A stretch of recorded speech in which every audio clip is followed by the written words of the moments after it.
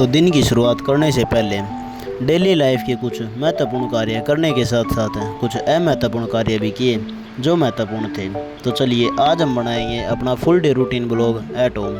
तो घर जाने से पहले नहाए और ख़ुद को शीशे में नहीं आ रहा तो ऐसा लगा है मुझसे कोई स्मार्ट। घर जाने के लिए 85 किलोमीटर का सफ़र तय करने से पहले अपना सामान पैक किया। पैकिंग के दौरान आभास हुआ कि पेट में चूहे दौड़ रहे हैं। चूहों की दौड़ से परेशान होकर हमने नूडल्स बनाए। पापी पेट का सवाल जो था, नूडल्स ख़त्म करके हम चल दिए मेट्रो की तरफ।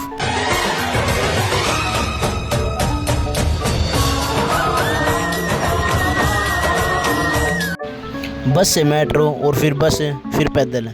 ये सफ़र नूडल्स इतना आसान नहीं था परंतु नूडल्स जितना चटपटा था। घर पहुंचकर हम मिले अपनी मटरों से जो नीम की छाँव में ठंडी ठंडी हवा का आनंद ले रही थी। गांव जाकर अपनी HF डीलक्स हमारा ऐसे साथ देती है जैसे शादी के बाद पत्नी। एवरी काम विद HF डीलक्स। हम जा रहे हैं सरकारी स्विमिंग पूल में। जी हाँ, सरकारी स्विमिंग पूल में। यह है भिंडावा झील जो 1074 एकड़ के क्षेत्रफल में फैली है। इसकी सरफेरेंस 12 किलोमीटर है। यह फोटोग्राफी के लिए एक बेहतरीन जगहों में से एक है। यहाँ विभिन्न प्रकार के पशु पक्षी देखे जा सकते हैं। यह एक रामसर साइट है जो गांव से मात्र 400 मीटर की दूरी पर है। स्नान करने के पश्चात तथा विश्राम करने से पहले हमने विकास भाई की मलाई कुल्फ़ी का आनंद लिया। कुल्फ़ी दूध की थी, प्योर दूध की, जो भाई सिर्फ गांव में मिल सकती है। कुल्फ़ी इतनी मस्त थी कि याददाश्त वापस आ गई और घर का एक ज़रूरी काम याद आ गया। गटर मस्ती करते हुए हम चल दिए खेत की तरफ।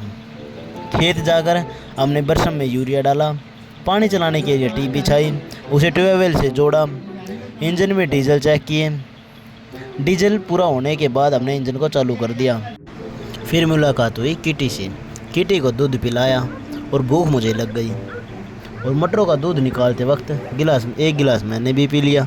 दूध का कर चुकाने हम चले गए लकड़ी काटने और हमने लकड़ियाँ काट तो दी लेकिन उनको उठाएगा कौन।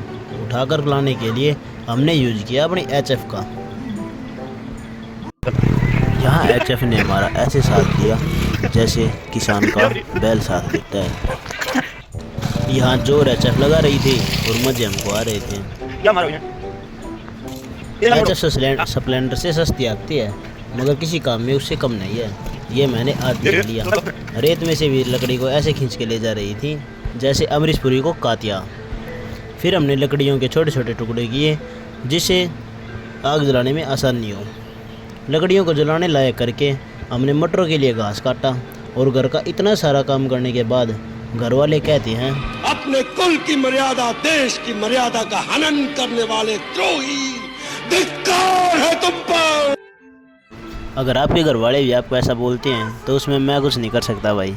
हाँ, आप ये ज़रूर बताना कमेंट में सबसे अच्छा पार्ट कौन सा लगा और जल्दी नेक्स्ट पार्ट आएगा तो चैनल को सब्सक्राइब एंड लाइक ज़रूर करें भाई।